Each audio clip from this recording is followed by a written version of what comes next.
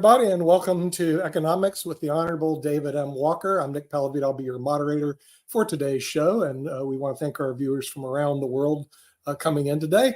And we also do have a special guest plus our regular panel. First of all, we're going to bring our regular panel in, then we'll invite the special guest. We're going to bring in Rick Rosner, who's a member of the Mega Society. People don't know what that is. It's the top 1 out of a million on IQ tests. And he was also a writer for Jimmy Kimmel Live from Los Angeles. We bring in Rick Rosner. Rick, welcome to Economics with the Honorable David M. Walker. Substituting for David M. Walker, because he's traveling and internationally, will be the author of one of my favorite books, The Millionaire Next Door, and this book, Richer Than a Millionaire.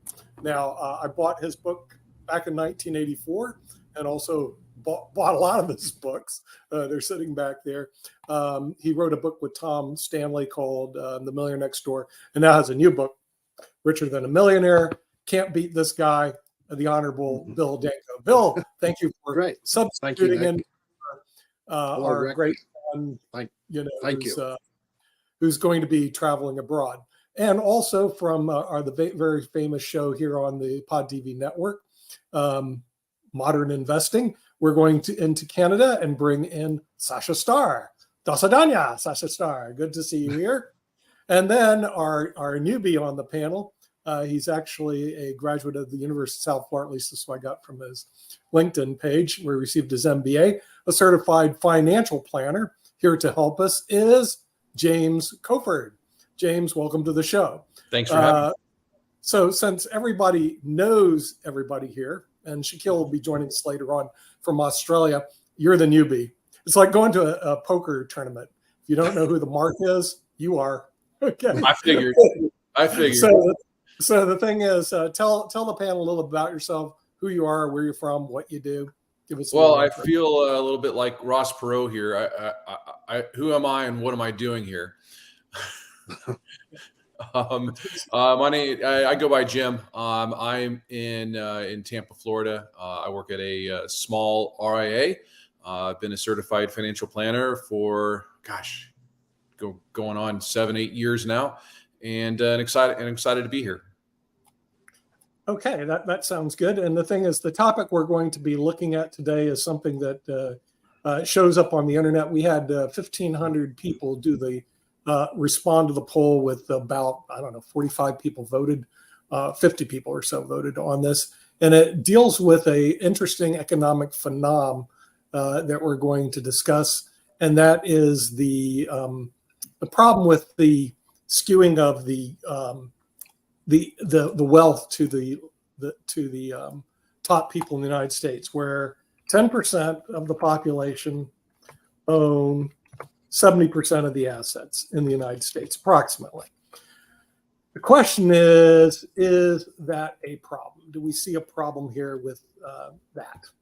10% and you should probably see this in your practice also, James. 10% of the population owns 70% of all the assets. So when you're working with somebody from a financial standpoint, 100 people are in the room, 10 people you want to talk to, and we'll talk about the bottom 70% later. Do you see that distribution? I'm going to start with Rick Rosner. He's next door to us. Rick, do you see a problem with that distribution scheme where 10% of the population owns 70% in LA? You probably see this all the time. What are your thoughts on that? We can't hear you. Rick, we can't hear you. All right, sorry, it's even worse than that, because people over 45 own 94% of all the individually owned wealth in America. Boomers own everything. And, it used to be that each generation could expect to do better than the generation before. It hasn't been that way for the past generation and a half. And it got worse under COVID. Everybody knows that the FANG companies made bank under COVID, and other people did not. Okay, well, I'm going to add another little demographic to this, Rick, and what are your thoughts on this? 70% of the population in the United States cannot get a hold of $1,000. in the event of emergency. So now this goes back to if you're a financial advisor, 100 people are in the room, 70 of them, 70 can't even get $1,000. How can you give them? There's been a huge shift since World War II. After World War II, everybody, the dad having a job was enough for the mom to stay home, to buy a starter home, to send the kids to school. He had the GI Bill too. Now we've got the highest employment in 60 years, but it's all these, people have multiple jobs just to make ends meet. The increased productivity over the past 80 years hasn't filtered down in terms of wages for a lot of people. It's, the U.S. is still strong economically, but individual Americans, a lot of them feel precarious. All right, now we'll go to the Millionaire Next Door, which I found his book very fascinating. I read it back in 1984, still fascinating today, about how people actually become a millionaire and their behavior.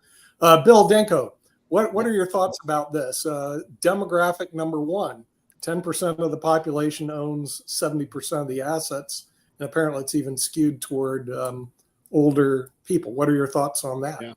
Yeah, no, I believe that to be true.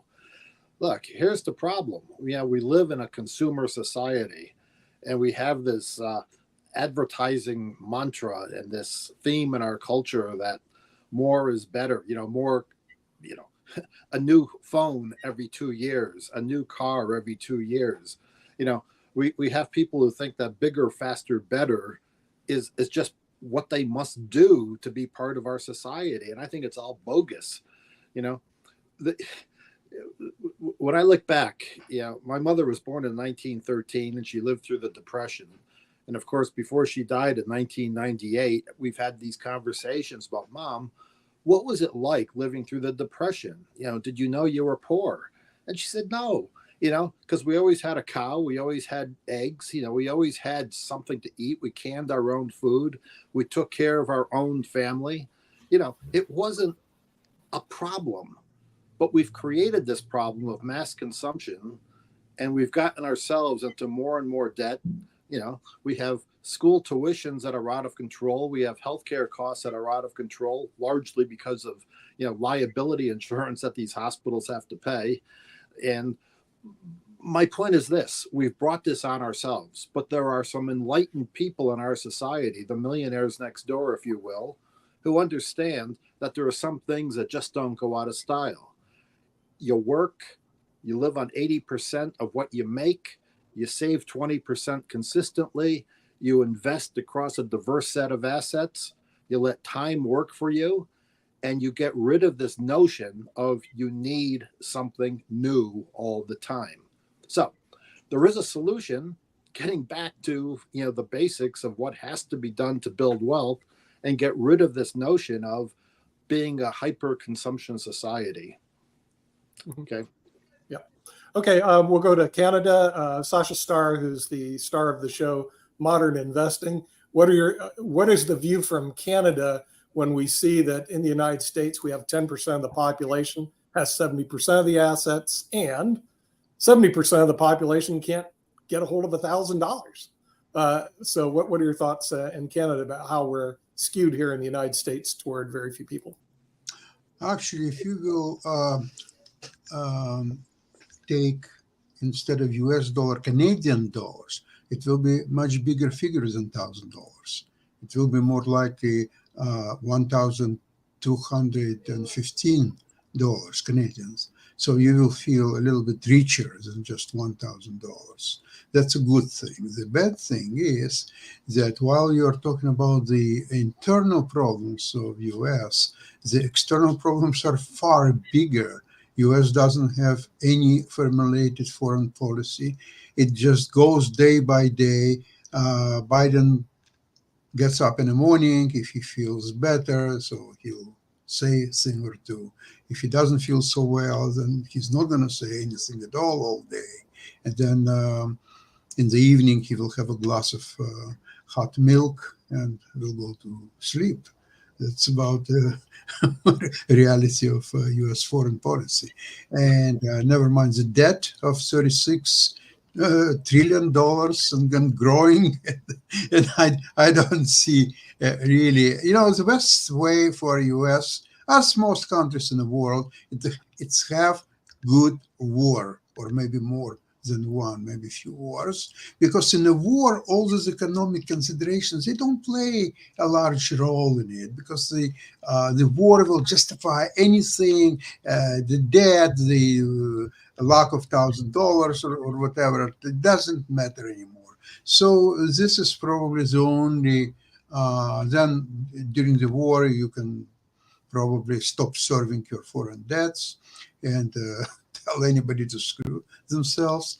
And I think that's far the best. And while America is still very strong militarily, it has $1 trillion budget, more than probably all other countries combined. And if you don't use it, why do you need it? You may need $50 million to have defense against Canada and Mexico, and that's all what you need. Why do you need $1 trillion, really? I just don't get it if you don't use it. That's about it. I'm done. Okay, now we're going to go down under to Australia and see what your thoughts are, Shaquille Latmer, about this demographic we have in the United States. I don't know if they have the same issues in Australia, but what are your thoughts on that? We have 10% of the population owns 70%, so you better work with these people. But 70% of our room, they don't even have $1,000. What are your thoughts down under, Nate? Well, firstly, we haven't established that I'm back in Australia yet, and just to keep the tax office away from me. But no. Secondly, look, the United States, we love you guys. I love you guys. I love the freedoms and what your country tells us that you stand for with your freedoms and small government. But we also love the Comedy Act, which is your political system. We've got the Democrats that are, trying to trans the kids and are doing all these horrible things and are, making it harder to build properties in California. And we have the Republicans that are full of stability and can't work out a speaker for 3 weeks. And for the first time in US history have got rid of their speaker. Fantastic. Yes, the world is absolutely in awe of the bullshit that comes out of your political system.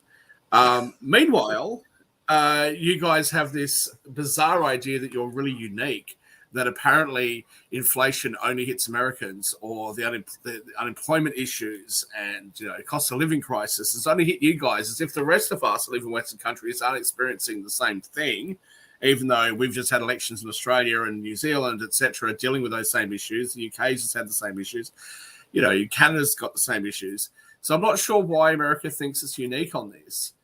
But unfortunately, or fortunately, depending on how you look at it, when the Australian government makes a really bad decision, or the New Zealand government makes a really bad decision, it doesn't affect everybody else in the world. But when the United States makes a really bad decision, it does affect everybody else in the world. The counter to that is that when the United States makes a really good decision, it also affects everybody else in the world in a positive way, in the Western world anyway, in a positive way. I think we just need to get back to basics. And I think, as I said on the Australian show that Kimberly Calhoun came on, so we give a quick plug to Edge Radio in Australia, who is linked up with Pod TV at the moment. Look, one of the issues that we have is that we have people who are reasonable people. They're not hateful people. They don't hate everybody else, but who benefit in different ways from government policy. So, for example, we have a cost of living crisis, some of which is caused by the extremely high price of housing. What do you want government to do? If government releases more land and makes it easier for people to build homes, which reduces the pressure on the housing market, that may be good for one set of society, especially young people, people who are struggling to get into the property market. It helps them. But conversely, people who have invested in properties, people who perhaps already own a property, are either going to experience a decrease in the property price, or they're not going to experience the same sort of increase in their investment that they otherwise would have had if the government regulations continued to make property investing and property prices easier. So what do? I don't think that either of these parties hate each other, but they just have different vested interests. And I think that's something that we're going to have to address. We're going to address it economically. We're going to have to address it financially. And I'll just say to Bill, and I hope you don't feel over the last few shows that I'm in any way attacking you, Bill, because I'm not. I've got both your books, and I love what you're saying. I think it's really good advice, actually. I do think it's good advice. And when I don't agree with it, it's not because I don't agree with what you're saying. I do. But I just have a bit of an issue, I think, with the older generation telling those of us that are younger, well, maybe you shouldn't live so close to the city. Maybe you shouldn't expect to have that, nice 4-bedroom, 2-bathroom house close to the city. Maybe you shouldn't buy a car so often. Maybe you shouldn't go to that college and get that degree. And then our grandparents are looking at us and going, well, when I was your age, I was married and I had 14 children and I had, 6 houses. And I worked as a waiter at the local cafe, and that's how I put myself through college. Yeah, because your college tuition was $30 a term, and for us it's $30,000 a term. I just feel like asking young people to cut back is another way of saying to young people, we've had this great life, we've created this awesome world, but you, young person, you're not going to be able to have that sort of life. So you better cut back. Mm-hmm. And all your friends, if you do what you're suggesting, which absolutely makes sense, spend 80% of your income. That absolutely makes sense, and it's a road eventually to wealth. But what it means, though, is in your 20s and 30s, you're going to see your friends who have hocked themselves to the brink. They've got credit card debt. They've got huge loans, but they've got the nice house. They've got the nice car, and you don't. And you're sitting there driving some old car, and you're buying cheap clothes, and you're trying to make it the world, and you look poor, and you can't keep up with your peer group. That's a difficult thing to do.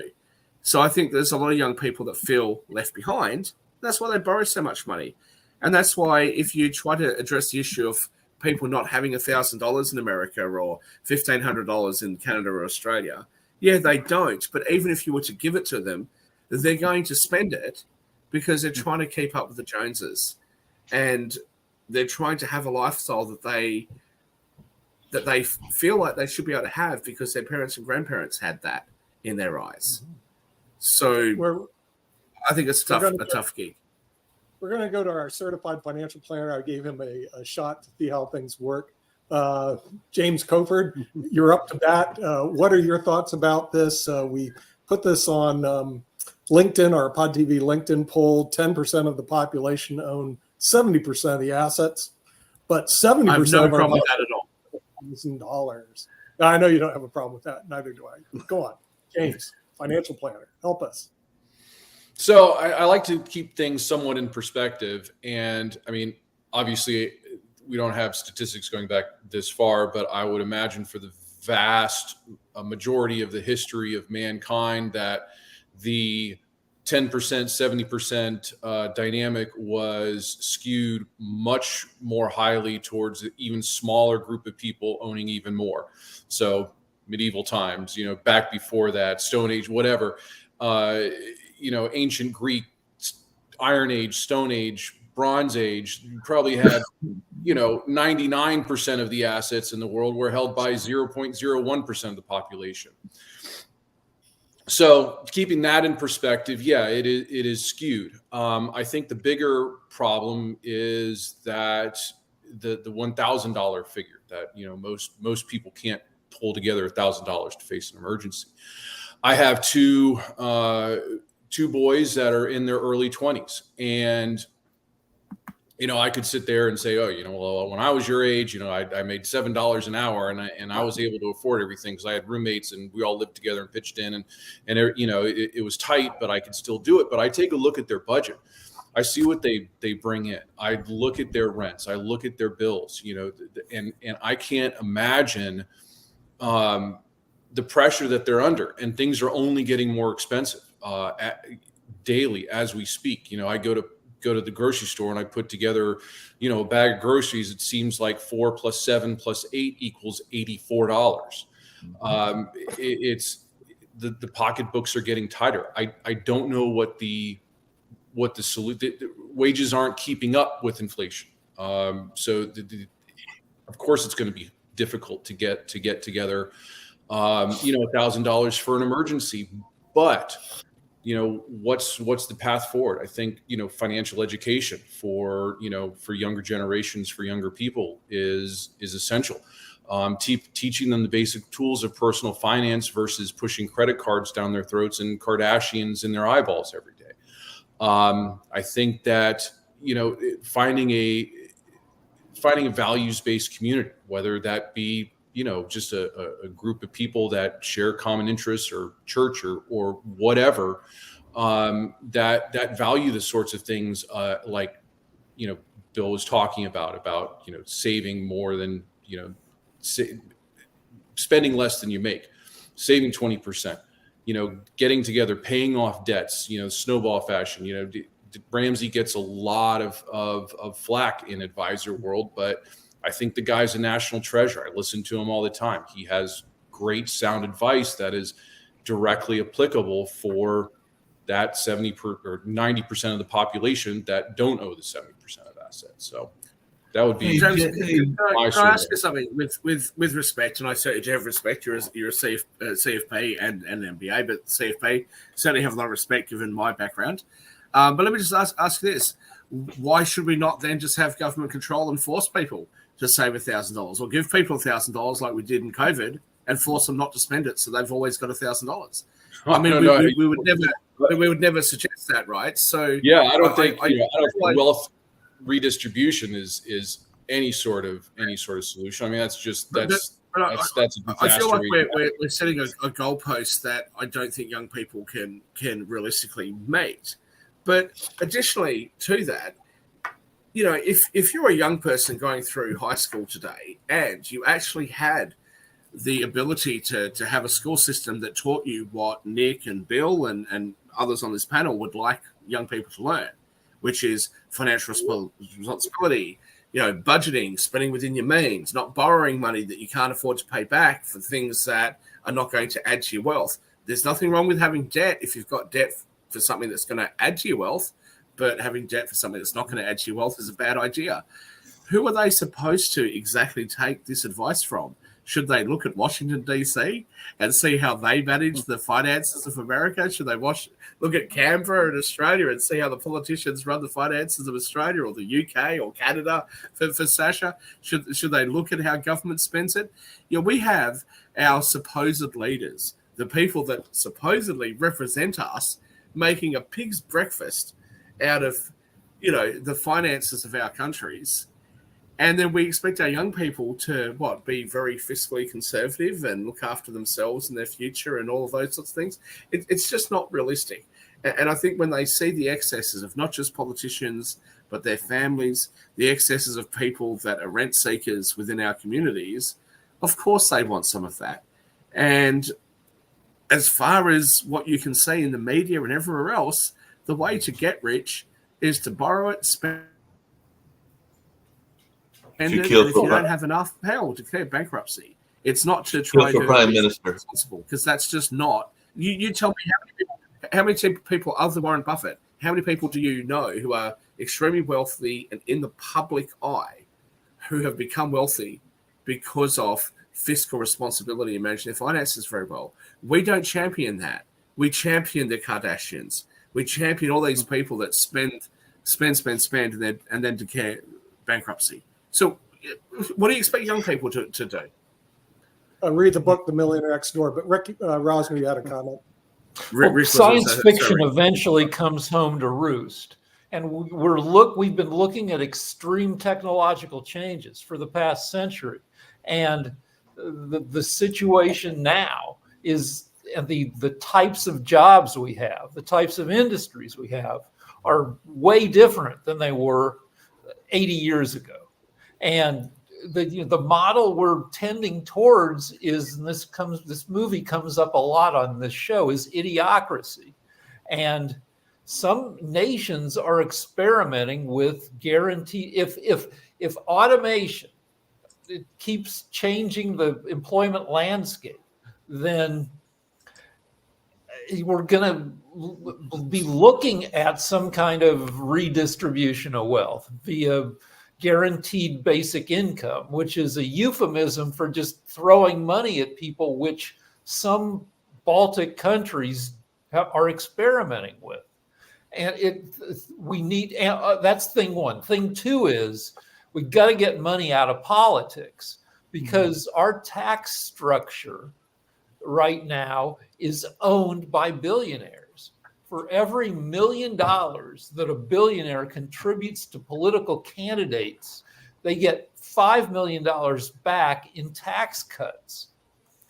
Citizens United became law, I don't know, how many years ago? 10 years ago? 12? 10 years ago, about 10 or 12 years ago. And it's made things way worse. Not that taxing the heck out of billionaires would save the country, but, anyway. Yeah.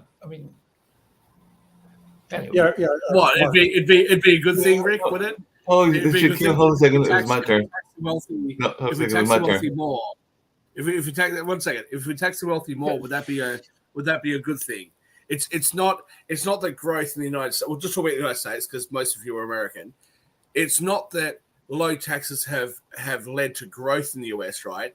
Apparently, high taxes and punishing those who have become wealthy, that has helped the US, has it, at any time in its history?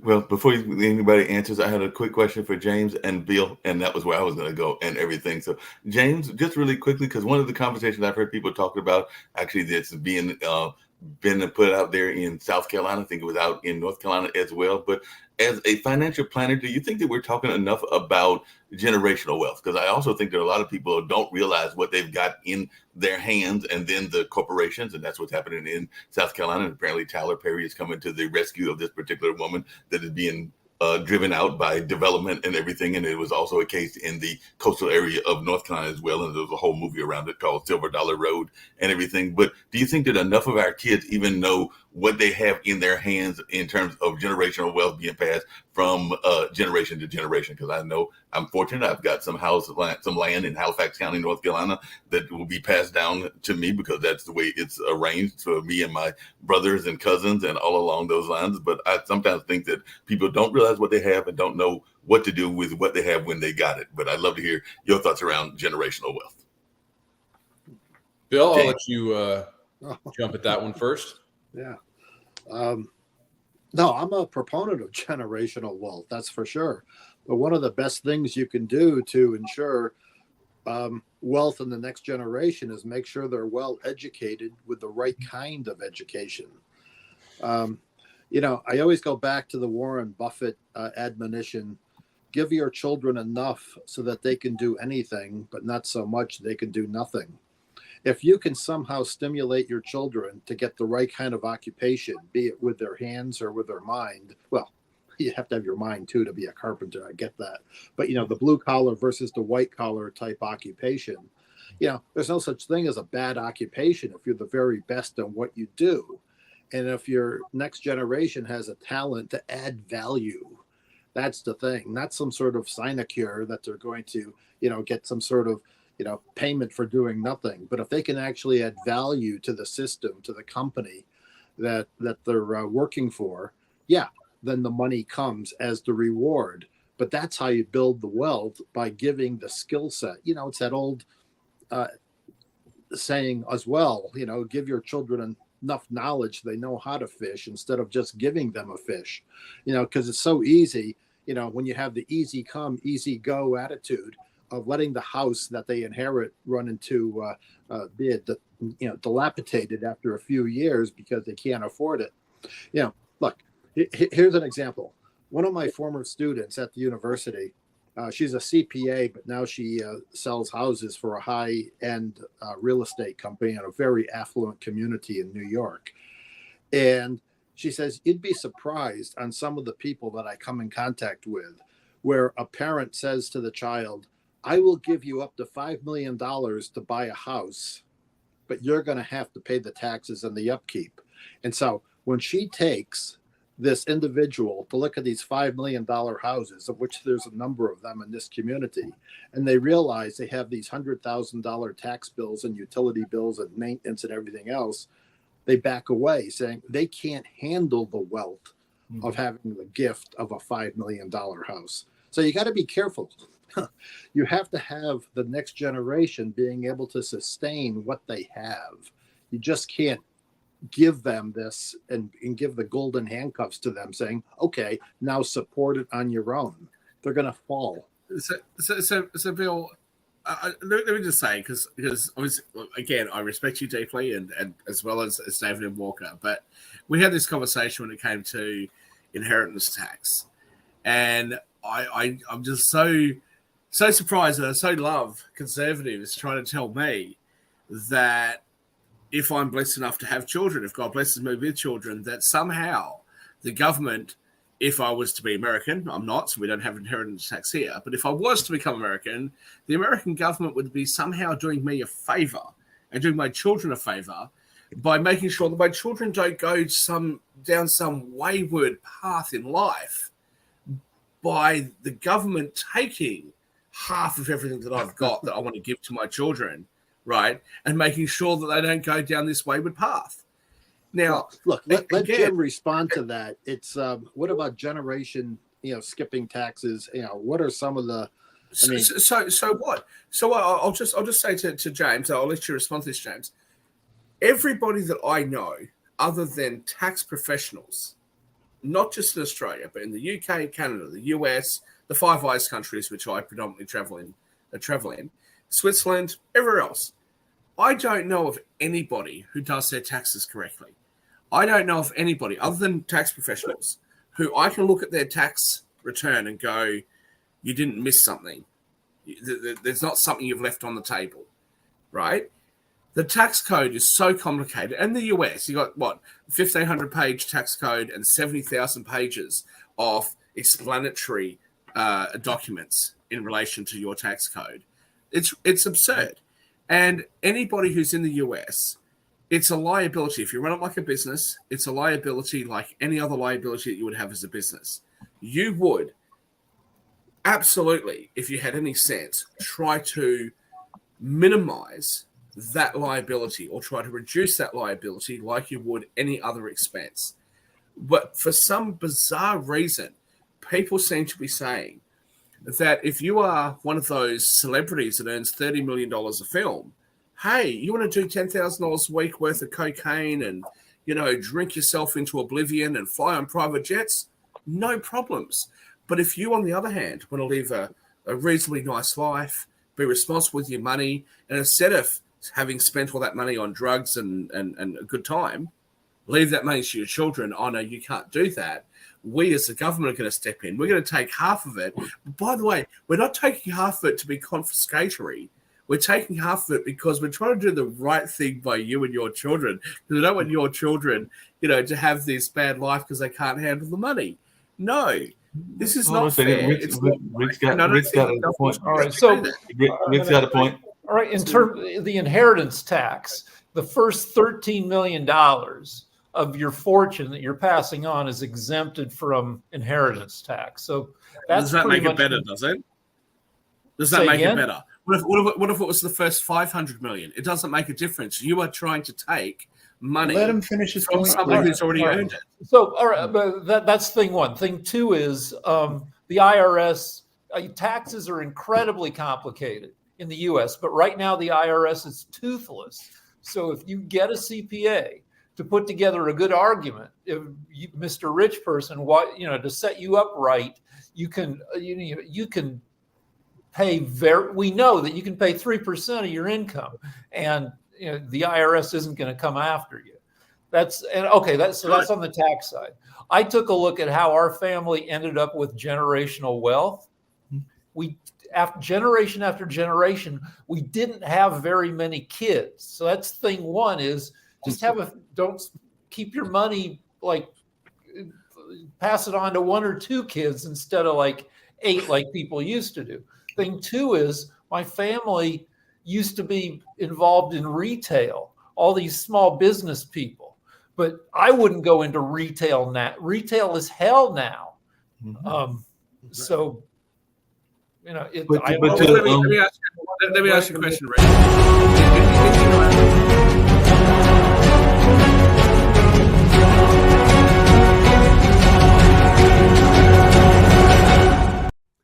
Hi, I'm Nathan Osmond, singer, songwriter, motivational speaker, and even mortgage loan officer. I've known Dr. Bill Danko for over 20 years, and we've shared the stage at many great financial conferences the world over. Just recently, Dr. Bill Danko did a great Zoom call for my sales associates and shared some great principles from his New York Times longest best-selling list, The Millionaire Next Door, but also what it means to be richer than a millionaire. This is his new book, and I highly recommend it. The entire team at the Elite Team was very appreciative of Dr. Bill Danko's time and his insights, as he's a speaker that speaks with conviction from the heart. In fact, we ordered over 100 different copies of this book to give to our clients and our associates because we truly believe that by studying this book, it can really help you to get through these turbulent times. This book is solid with research and survey research and empirical evidence that helps you to understand that yes, money is important, but money plus happiness is even better. I highly recommend that you go get a copy of this book today. You won't regret it.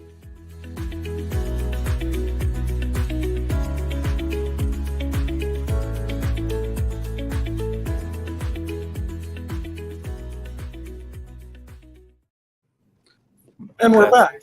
Thank See, you. that was a great commercial, wasn't it? Can I just respond to Rick for a second? I don't see how we can stop you, Shaquille. So Yeah, Well, Shaq, you dominated the conversation. Can you let Mark go next? He had his hand up. Let me just ask you a question, Rick.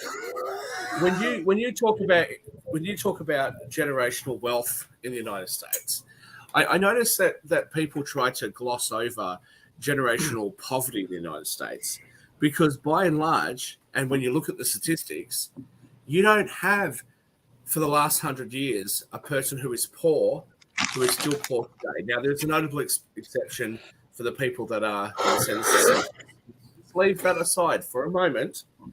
For the everyday person living in the United States, for immigrants that have moved to the United States, you don't have poor families from 100 years ago that are still poor today. You do have rich families from America who are poorer today, relatively speaking, than what they were, who are still wealthy, but are poorer than what they were. This is the thing. Western countries, and especially the United States, likes to beat itself up as if somehow the system of capitalism and freedom and liberty has somehow created a bad result. But it's just not the case. And my family, Hold on a second. Shaquille, that moved to the United States have become relatively wealthy. My family that moved to the UK, to Australia, and everywhere else have become relatively wealthy. Why are people so negative on the West? I just don't. I don't understand. hold on a second. I've got a quick question for Bill and everything. I got a quick question for Bill, but I also have to comment on what you just said and everything because that was I'm just going to be blatant and everything. That was a bunch of horseshit and a bunch of baloney and everything because there's definitely generational poverty that exists. There are definitely people that have gone from generation to generation to generation. I mean, that's the whole concept around where Such as people whom? Such as whom, Mark? If you're gonna call me out, such as whom? What families? Shaq, you literally started your comment with, there is generational poverty for this group, but we're going to ignore that group. And I'm going to talk about No.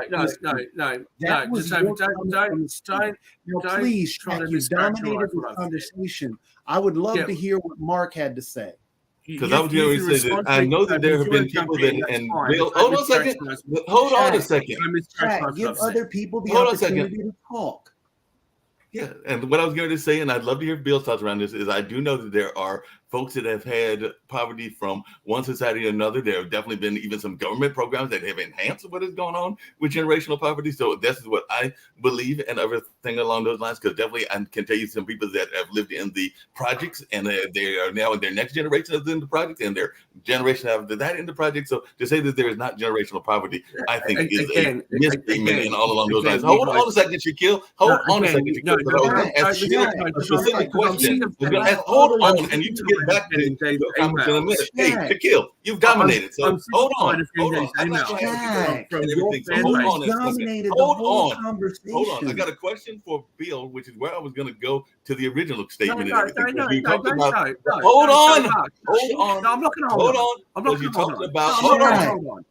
Shaq, I'm you sick and talked tired the of whole getting time. emails from your fan base Shaq, and you from talked the Jacoby's fan whole base time. where Shaq, allow somebody else to speak. mischaracterize the things that Shaq, I've said. allow I'm sick and somebody tired of else to that. speak. I We acknowledge. understand I your piece, totally Shaq. We acknowledge really the do. issue with But the black Shaq, community in allow the United somebody States. else to speak at this moment.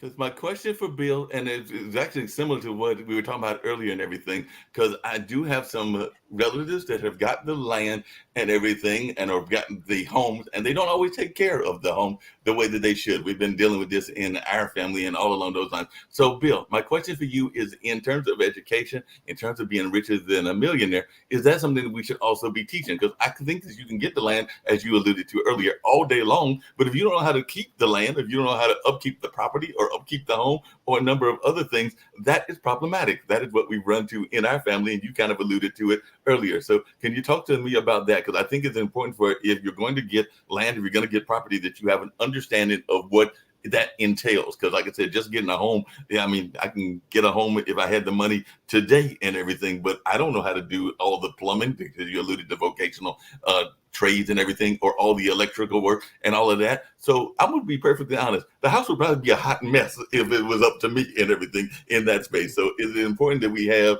some education in that lane as well? Absolutely. Look, if you don't know how to take care of an asset, you're going to screw it up. Exactly. I don't care what kind of asset it is. You know, where do we begin? Look, many of you know my background. I took care of my quadriplegic brother for 20 years, and I kept him out of a nursing home. So I would hire healthcare aides from the street, so to speak. And they're very nice people, women, all of them were women, quite frankly. And here's the profile. Some were minority, some were not minority, but it was a wide spectrum. They all had hearts of gold, and they all had little kids. Okay, here's one case in point. This one aide I had, she worked very hard. She would bring her infant daughter with her. Fine. My brother loved it. And I saw this little girl grow up in a single parent household because her dad was in jail for whatever reason. And the boyfriend would also come to pick up the aide from my brother's house. But when she became 12 years old, she became pregnant and delivered a baby. And isn't this wonderful? You talk about a healthcare aide making a low amount of money, having a 12-year-old child with another child, children having children. How do you break that poverty? They're going nowhere. Another case in point, another one of my healthcare aides, the Roman Catholic Church is often the target of, in wills, of, when I die, here's my house, and you figure out what to do with it. And they often give it to somebody like this healthcare aide. And guess what? Within 5 years, she couldn't keep it up. She couldn't pay the taxes, and it went into foreclosure, and she had nothing. And so there was, I don't know, $100,000 plus house. It was a good neighborhood, but it wasn't a great house, but it was a house. And she couldn't even maintain that. What I'm saying is generational poverty occurs. I see that. These cases in point. But if you know how to take care of an asset, whether it be a house or whether it be your portfolio, you can maintain it. It can be done. But without that education, it's going to be dissipated. This is a place where AI could help people be in everybody's little Jiminy Cricket, where we're finding in a number of areas that the civilization is getting kind of beyond us, getting too complicated for the average person trying to understand stuff. But if we work with our apps, with our phones, keeping up a home is crazy and also subject to inflation. A tree that cost $600 to trim 5 years ago is now $2,400. But doing the tasks involved in keeping up your home, keeping up the rest of your financial sphere, can be helped if we take the advice of the machinery that's turning smarter than we are. Sasha, it's on you. You definitely had a comment that you want to make. Mm-hmm. Well, an hour ago, we had a show where the MD, medical doctor, advised us there is a huge shortage of doctors in the United States. And what is it, 180,000 doctors, if I remember correctly. Anyway, so for average person to get reasonable medical care in the United States is impossible. Now, if that's the case, then obviously the people, 70% of the people who cannot put together $1,000, for them getting medical help is impossible, okay? So either you'll die from poverty or from medical problems. It doesn't really matter. It's one way or another. You're practically dead. Now, there is very interesting area. There's in the financial markets, there is very important category which says as ROI, it's return on investment. The best business of all times, where the highest by far return on investment is robbing the banks. Now, from that point of view, if you take American society, where 70% of the people are practically they're insolvent, they're destitute, and they will all go under sooner or later. There is incredible debt, $36 trillion and growing. And to service that debt now takes well more than $1 trillion a year. So for all practical and purposes, America is insolvent, period, unless it will find incredible way to drastically raise the taxes. And when you raise the taxes, are you going for destitute people, 70% who don't have $1,000? No, you're going after 30% who have assets, who have means, who has money. That's where you're going, where the judge asks the accused, so why did you rob the banks? He said, Your Honor, because that's where the money is. So you raise taxes on people who have the money. Now, with the war coming out, and because of the situation in the war, like before, you were scared to raise taxes on rich Americans because they could fly away to some tax haven, maybe to some islands or Europe or so on. It will become impossible once the war will be in. So that's it. Grab everything what you can. Sasha, you immigrated to Canada. Let me answer. Let me get my point in real quick. To continue down this pathway, one of the as we keep jumping back because the percentage jump back in about the 10% and the 70%. Bill, is there a way? I mean, one of the things I think that we harp on so much, jumping on that money idea, and the tough part is the way the economy is going and the way that our society is going, education-wise, and so on and so forth. We're losing a lot of the lower end labor force. And we're going to need from social workers to lawn care just all these jobs that are going to go away and that are starting to disappear because as I think Rick, you brought it up about AI, that's going to kill a lot of low-end labor dealing with the automation in building the EVs that are coming, in the auto worker industry, from other factory jobs that are out there to even, they've already killed a lot of jobs in grocery stores. How can we, reevaluate our priorities to a point to not only value money, but not, glorify it to a point that we forget that being a social worker is just as valuable to the system as being a CEO. So, well, it's not. In your mind, how Shaq, I'm not talking to you. I'm talking to Bill at this moment. So please.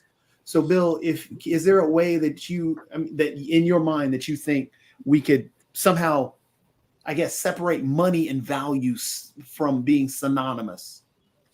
Well, when I was at the university dealing with students on a one-on-one basis, and they would ask me for job advice, the question I would pose to them was, why do you think anybody should hire you? And it makes them reflect on what they bring to the table. What are they good at? What do they know how to do? And what should they concentrate on?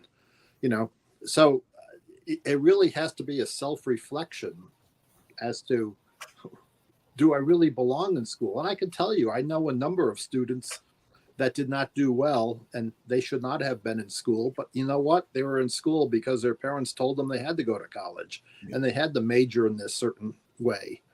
And they were doing things that are antithetical to what they wanted.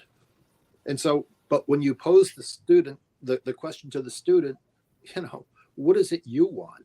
How are you? Look, very often when I autograph a book, I said, follow your dreams, but don't forget to make a living. Well, we have these dreamers out there who have all these great ideas, but can you support yourself? And they're going to have to come up with that. At the top of the show, Shaquille asked, why does America feel that it's exceptional? And one major reason is because our news does a terrible job of informing us about a lot of stuff, including telling us about the rest of the world. And like all this economic education that people should have, the news doesn't give us that either.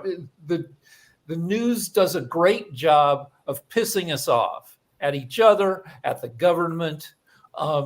Lately, for the past couple of weeks, it's been 24/7, the main mass shooter and Israel. And all day, like you could inform us on Israel in 20 minutes, main mass shooter in 5 minutes, and all these hours of wasted repetition could be used to educate Americans, but we remain pissed off and uneducated because that news likes us that way. But Rick, you guys can be pissed off as a country. That's fine. It's your country. Be pissed off as much as you like. But to tell people, or to tell each other, or to tell yourselves that you're this horrible racist country, that hasn't been my experience with the United States. But I just want to come back to this point about generational wealth. Is the United States worse today than what it was 20 years ago, or 50 or 100 years ago? Maybe in some ways you think it is. Maybe in other ways you think it's not. Conservatives will say it's worse because the Democrats are trying to trans the kids and they're doing all this woke stuff, right? The left will say it's worse today because the conservatives have these conservative values and they want everyone to go to church. They're doing all this stuff. Look, the bottom line is this. The reason why people have moved to Western countries, but most especially the Five Eyes countries, because they're the New World countries. The reason they've moved there is for a better life. Sasha didn't move to Canada because they thought it was going to be worse than the USSR where he came from. My family didn't move to Australia because they thought it was going to be worse. The family of mine that have moved to the United States, predominantly California, didn't move there because they thought it was going to be worse. But the way the United States is acting and the way that they're talking, it's as though I should say to the family I have left in Fiji, don't go to California. It's a terrible, horrible, racist place that's going to hold you back and destroy you. That's not what the United States is. So whilst the United States absolutely has her flaws, as does Australia, as does the UK and New Zealand and Canada, yes, we all have our flaws. But could we stop beating up on our countries? And for those of us that have immigrated to your countries, we acknowledge things like, for example, I'm not going to be able to completely relate, a little bit, but not completely relate to the slave issue that the United States faces. The black community, especially those that are related to the slaves, you have an issue in the US that has to be dealt with. And it's a blight on US history. It's a blight on US society. But don't tell me that your country is this horrible place. It breaks my heart when I see young college kids burning the American flag as a protest. That shouldn't happen. And if you're going to get wealthy, if you come from a really poor country and you'd like to become wealthy and you'd like to be able to provide your children with a better life, you are not going to find a better country to be able to have the opportunity to provide your children and your grandchildren with a better life than the United States, Canada, the United Kingdom, Australia, New Zealand, and most of Western Europe. So could we stop beating up on those countries and instead talking about great support for those countries who have political ideologies and oppression that none of us would accept if it happened in our own countries? Because the loudest countries that we're from. The loudest voices are the angriest voices in the news and on social media. And so, we need more. It's kind of Pollyanna to say we need more positivity. I'm extremely outspoken. I'm probably the most outspoken person on this network about how great Western society is, right? I talk about how great America is. I talk about how we should let race be left aside, etc. I talk about how great these countries are. Why am I not that I want to be, but why am I not on Fox or CNN or ABC or NBC? Why are people like me who absolutely adore what has happened in Western culture, what it's meant for my family and for me, why are we not elevated? Why don't we have representation? Because it doesn't fit the narrative that has been put there by media that Western society is horrible. Okay? Jacoby can sit there and laugh because he wants to tell me about how horrible the United States is. Well, go live in Equatorial Guinea and tell me how it is over there. Go to my home country. Go back to Fiji and ask Indians in Fiji how they're going in Fiji versus how they're going in Western countries. You made your point. That doesn't get acknowledged. Shaquille, you made your point. In media, that doesn't get acknowledged. Okay, so a few things. Yes, do tell me how bad America. And Shaq, go on mute so that you don't interrupt.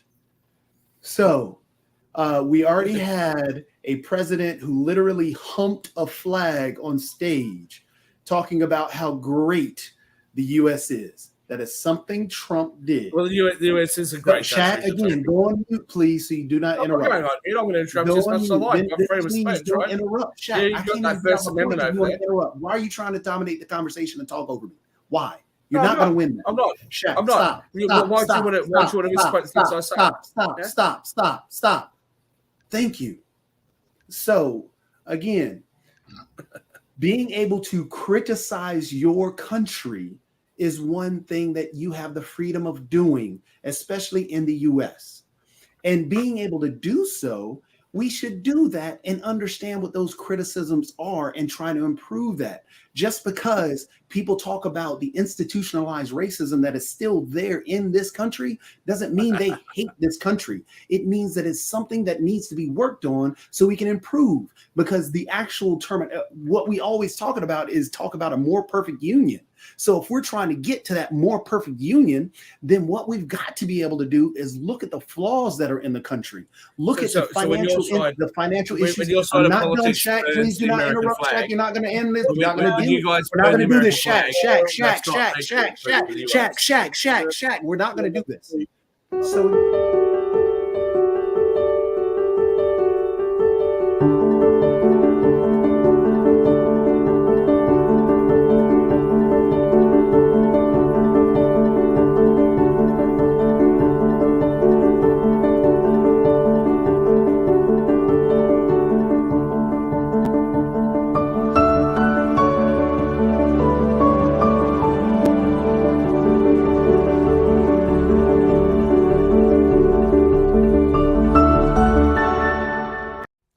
Hi, I'm Nathan Osmond, singer, songwriter, motivational speaker, and even mortgage loan officer. I've known Dr. Bill Danko for over 20 years, and we've shared the stage at many great financial conferences the world over. Just recently, Dr. Bill Danko did a great Zoom call for my sales associates and shared some great principles from his New York Times longest best-selling list, The Millionaire Next Door, but also what it means to be richer than a millionaire. This is his new book, and I highly recommend it. The entire team at the Elite Team was very appreciative of Dr. Bill Danko's time and his insights, as he's a speaker that speaks with conviction from the heart. In fact, we ordered over 100 different copies of this book to give to our clients and our associates, because we truly believe that by studying this book, it can really help you to get through these turbulent times. This book is solid with research and survey research and empirical evidence that helps you to understand that yes, money is important, but money plus happiness is even better. I highly recommend that you go get a copy of this book today. You won't regret it.